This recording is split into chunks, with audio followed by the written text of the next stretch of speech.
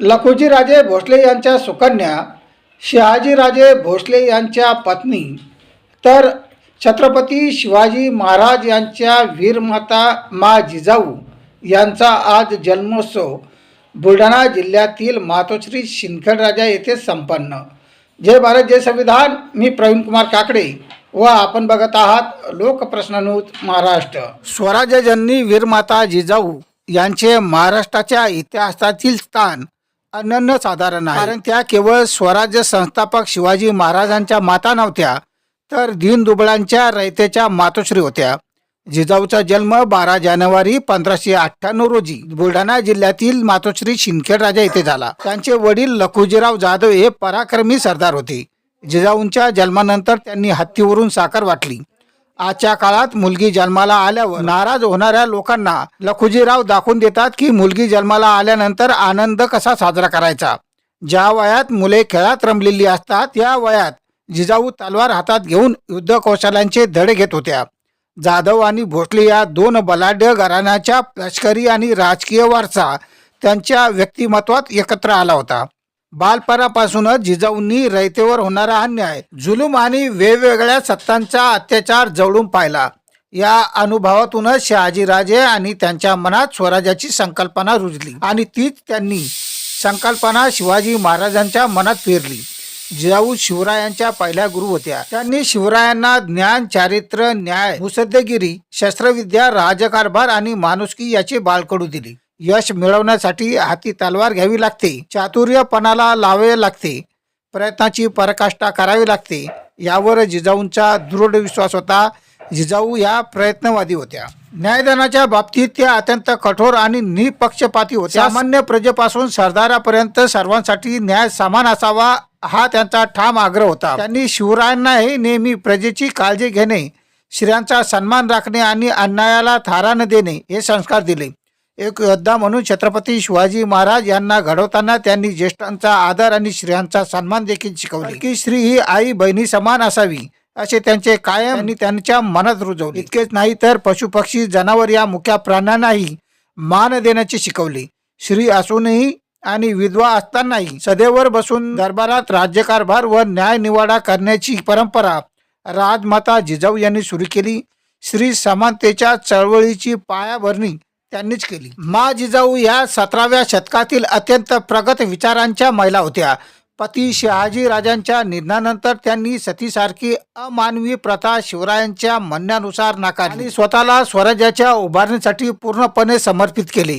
म्हणूनच मा जिजाऊच्या मार्गदर्शनामुळे शिवाजी राजासारखा आदर्श राजा घडला आणि एक नवी न्यायाधिष्ठ समाजरचना उभी राहिली। जिजाऊंचे कार्य म्हणजे स्वराज्याचा भक्कम पाया होय। जसा पाया स्वतः जमिनीत गाडून घेऊन संपूर्ण इमारतीचा भार पेलतो, त्याप्रमाणे मा जिजाऊंनी स्वतः झिजून हिंदवी स्वराज्याची गगनचुंबी इमारत उभी केली। जिजाऊ आणि शिवरायांचे नाते म्हणजे मूळ आणि वृक्षासारखे होते।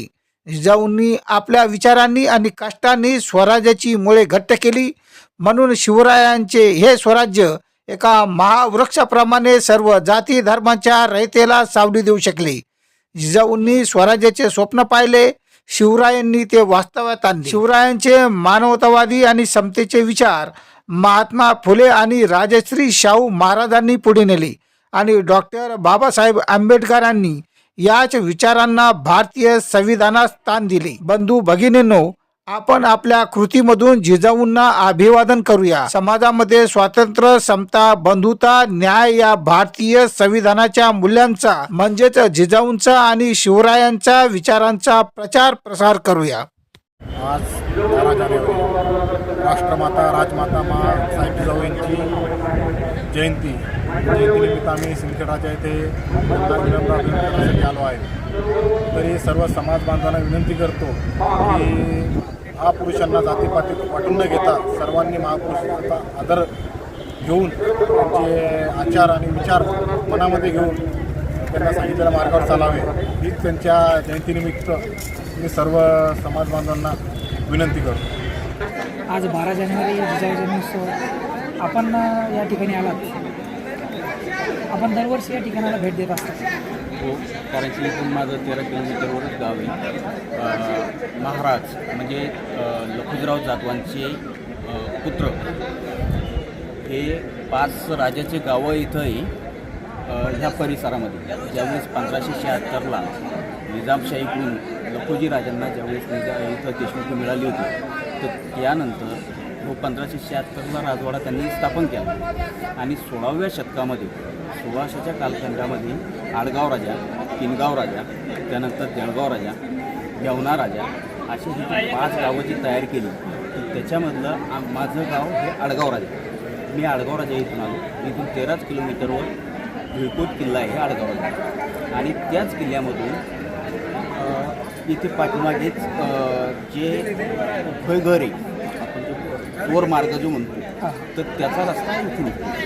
13 किलोमीटरचा आजही म्हणजे भुईघराचं इथे प्रवेशद्वार आहे आणि त्या किल्ल्यामध्ये पण प्रवेशद्वार आहे.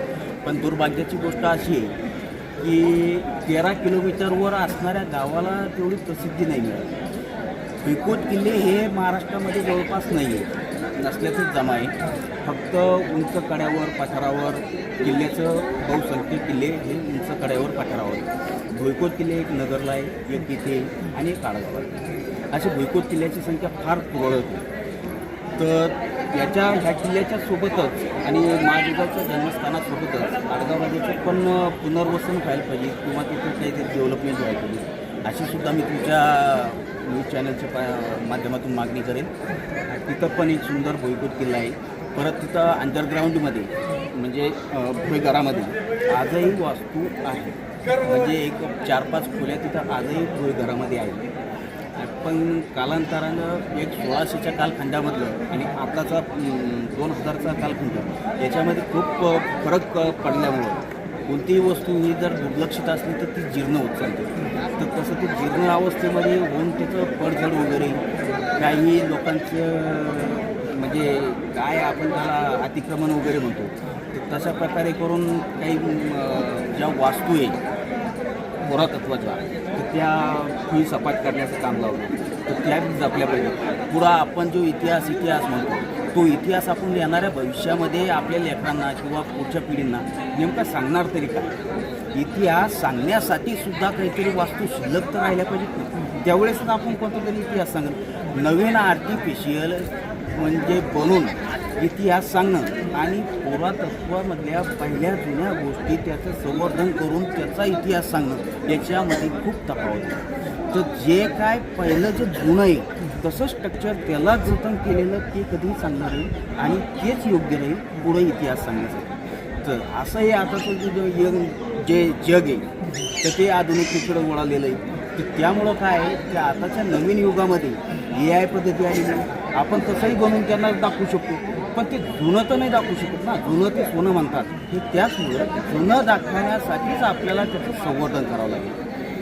त्याकरता मी तुमच्या माध्यमातून असं सांगेन की ही वास्तू झाली आणि प्रत्येक महाराष्ट्रातल्या प्रत्येक ज्या पडझडीला आलेल्या वास्तू आहे छत्रपती शिवाजी महाराजांच्या, महाजिजाऊंच्या आणि राजे लखुजीराव जाधवांच्या जे इथं 5 म्हणजे त्याला मनसुबदार वगैरे जे म्हणतात देशमुखीचे गावं तर त्या गावांमधले जे पडझडीच्या अवस्थेमध्ये असलेले त्यांचं पण संवर्धन व्हावं. तिकडं पण शासनानं कुठेतरी लक्ष द्यावं अशी मी तुमच्याकडून माफक अपेक्षा करतो आणि सरकारकडूनही अपेक्षा करतो. आता याच्यामध्ये एक असा प्रश्न आहे, तुम्ही एवढा सविस्तरपणे सांगताय सगळं तुमच्या इतिहासाचा बराच व्यवस्थित अभ्यास आहे, तुम्ही त्या गोष्टीशी परिचित सुद्धा आहे. पण असं तुम्हाला असं का वाटतं की या सगळ्या घटकांकडे दुर्लक्ष नेहमी होत राहिले?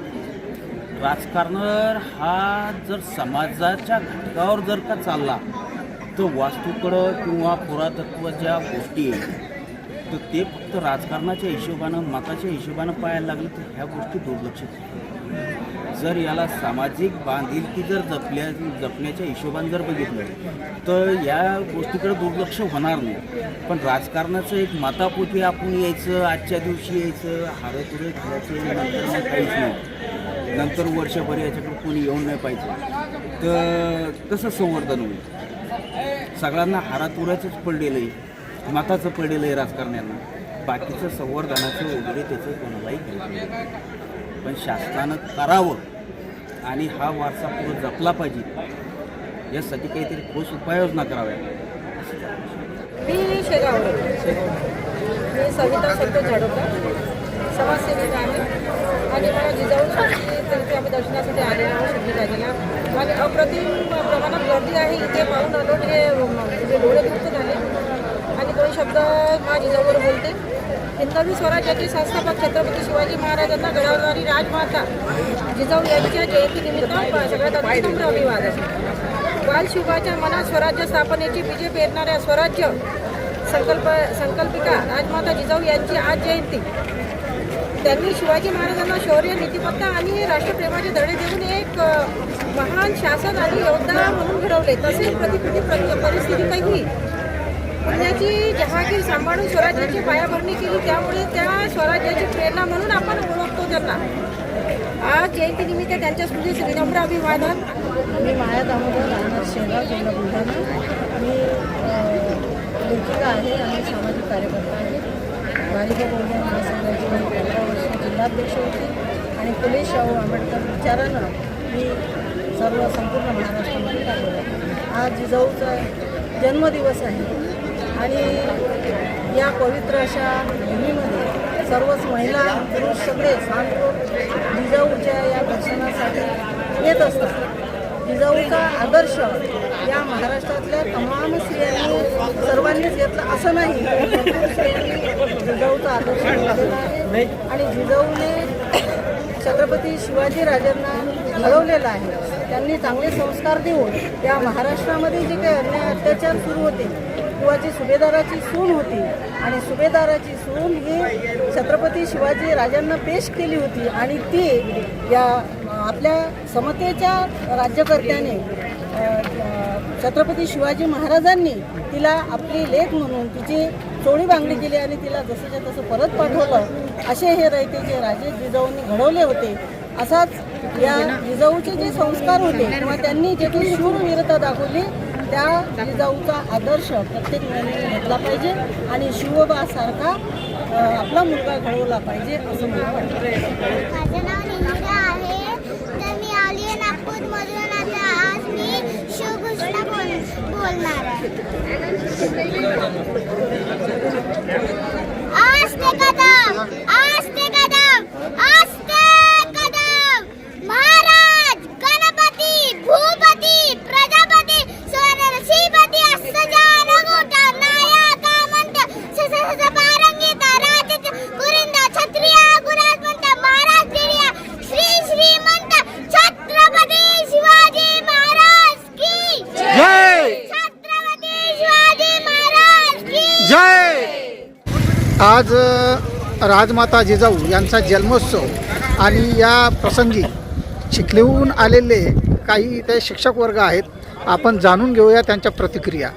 मी राजेंद्रसिंग पाटील, डॉक्टर बाबासाहेब आंबेडकर विद्यालय मुख्याध्यापक. तसेच माझ्यासोबत माझे मित्र सत्यनारायणजी रेंडे, माझे मित्र प्राचार्य बद्रीनाथ शिंदे सर, तसेच माझे मित्र सदानंदजी मोरे सर. आम्ही दरवर्षीप्रमाणे 2005 सालापासून या ठिकाणी येत आहे फक्त आणि फक्त सिंदखेड राजासाठी. राष्ट्रमाता राजमाता जिजाऊ यांचा जन्मोत्सव हा फक्त सिंदखेड राज्यात किंवा विदर्भातच नव्हे तर पूर्ण जगभरात आज साजरा होत आहे. म्हणून मी यांच्यासोबत एकदा आपल्यासोबत सर्वांच्या वतीने म्हणू शकतो, राष्ट्रमाता जिजाऊ यांचा, राष्ट्रमाता जिजाऊ यांचा. आज या माऊलीला तिनं संस्कृती आणि आपलं जे एक व्यक्तिमत्व होतं, आपल्या एक स्वप्न होतं स्वराज्याचं, हे स्वप्न पूर्ण करण्यासाठी आपल्या स्वतःच्या मुलाला घडवलं. माऊलीला त्या काळात माहिती नसताना सुद्धा त्या माऊलीला हे माहिती होतं की चॅरिटी बिगिन्स ॲट होम. स्वतःचा मुलगा स्वतः या ठिकाणी घडवला आणि हे घडवल्यानंतर आज हे तुम्हाला चित्र दिसते आहे, हे फक्त माझ्या माऊलीची करामत आहे. जिजाऊचे विचार लोकांनी कोणते आत्मसात करावे असं तुम्हाला वाटतं? ही स्वराज्य भूमी आहे आणि ही लोकशाहीची भूमी आहे. जिजाऊ खऱ्या अर्थाने या देशामध्ये लोकशाही निर्माण झाली आणि या बहुजनांना जे हक्क अधिकार मिळाले त्या हक्क अधिकाराची खरी जन्मी ही जिजाऊ आहे. आणि म्हणून आज या महाराष्ट्राला त्यांनी सुसंस्कृत केलं, ते पुन्हा आपल्याला करायचं आहे. आणि आज चित्र आपल्या महाराष्ट्रामध्ये आपण पाहतोय की जे चुकीच्या पद्धतीने चाललंय आज लोकशाही नसून पेशवाई आलेली आहे असं मला म्हणावं वाटतं. आम्ही शिवरायांचे मावळे आहोत, आम्ही जिजाऊचे भक्त आहोत, आम्ही बाबासाहेबांची लेकरं आहोत. आम्हाला पुन्हा या देशामध्ये खऱ्या अर्थाने आमच्या छत्रपती शिवरायांचं स्वराज्य आणि रयतेचं राज्य घडवायचं आहे. प्रथम माझं नाव सांगतो. बद्रीप्रसाद रामकृष्ण शिंदे, मुख्याध्यापक लालबहादूर शास्त्री विद्यालय पाडळी शिंदे. आम्ही सालाबादाप्रमाणे प्रत्येक वर्षी राष्ट्रमाता जिजाऊ यांच्या जन्मस्थळी येत असतो आणि या ठिकाणी नतमस्तक होत असतो. परंतु मला यावर्षी आज थोडंसं जाणवायला लागलं की प्रत्येक वर्षी या ठिकाणी येणाऱ्या वारकऱ्यांचा लोढा फार असतो, परंतु यावर्षी मला थोडीशी गर्दी कमी जाणवायला लागली.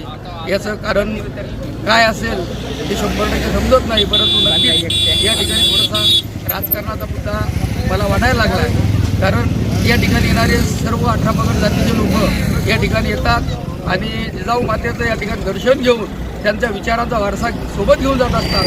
परंतु यावर्षी काय झालं आहे कुणास ठाऊक, पण या ठिकाणी विचाराचा वारसा घेऊन येणारी पब्लिक वाढली पाहिजे असं माझं मत आहे. या ठिकाणी 2000पासून या ठिकाणी सतत येते. शिकलेल्या घराला पुढे त्याची माती त्या जिजाऊंना भाग ठेवायला केल्या आणि ती संस्था सगळ्या महाराष्ट्रामध्ये निर्माण झाली. म्हणून आज मंत्रिमंडळामध्ये 80% लोक मराठा लोक आहेत आणि हा उत्सव आहे. पण ते या 1-2 वर्षामध्ये उत्सव तयार झाला, परंतु पूर्वी महाउत्सव होता. परंतु आज त्या लोकांची भीड कमी या ठिकाणी होत आहे. त्याचं कारण म्हणजे परभणीला डॉक्टर सरकडे साहेब आणि कोल्हापूरला सुद्धा हा उत्सव साजरा होतो, त्यामुळे या ठिकाणची गर्दी कमी झाली. परंतु माझं वैयक्तिक मत असं आहे की मी वर्षभरामध्ये महाराष्ट्रामध्ये फिरून त्या स्थानिक लोकांना डॉक्टर सतीसाहेब राहते हे माझे नातेवाईक आहे, त्यांना भेटून एकाच ठिकाणी उत्सवाचा महाउत्सव तयार झाला पाहिजे आणि मंत्रिमंडळातील 80%पैकी कमीत कमी 30-40% मंत्री या ठिकाणी आले पाहिजेत. उपस्थिती या ठिकाणी प्रार्थनीय आहे आणि हे जे संस्कार आहेत ते संस्कार पूर्ण महाराष्ट्रामध्ये विजयारोपण झाले पाहिजे म्हणून या ठिकाणी येतो. पण सर तुम्हाला असं वाटत नाही का की हा उत्सव प्रत्येक जिल्ह्यामध्ये साजरा झाला तर ते विचार अधिक जास्त लोकांपर्यंत पोहोचतील? हा 7 ते 8 दिवस जवळपास हा उपक्रम प्रत्येक जिल्ह्यामध्ये हा शाळेमध्ये शैक्षणिक संस्थांमध्ये किंवा इतर संस्थेमध्ये तो तयार करायला पाहिजे आणि त्या माध्यमातून जिजाऊ बालशोभा यांच्याबद्दल माहिती आहेत, परंतु प्रकर्षानं त्याबद्दल पुन्हा उत्सुकता आवड निर्माण होऊन मुलंही त्या पद्धतीने करतात. मुलं कसे असतात खानपेशी माती मी सांगितलं खानपेशी माती माहीत असेल लेकरून आपली आई जर पालीला घाबरत असेल तर लहान मूलसुद्धा पालीला घाबरतं. म्हणून जिजाऊ कणखर होती, बाणेदार होती, म्हणून बालशोभा होता बाणेदार कणखरपणे त्या ठिकाणी तयार झाली आणि त्यांनी मावळे तयार करून स्वराज्याची स्थापना तयार केली कोकणामध्ये आणि त्या माध्यमातून खरंच प्रकारे निर्माण झाले. आपल्या महाराष्ट्रामध्ये भरपूर लोक आहेत, परंतु ही जी आहे चळवळ आहे ती प्रत्येक जिल्ह्यामध्ये 7 ते 8 दिवस ही चळवळ शैक्षणिक संस्था असतील किंवा इतर संस्था असतील कोणत्या माध्यमातून राबवायला पाहिजे. त्या माध्यमातून मुलं घडतील आणि मुलांवर चांगली प्रेरणा किंवा संस्कार करून निर्माण होऊन मुलं प्रकर्षाने इतर क्षेत्रामध्ये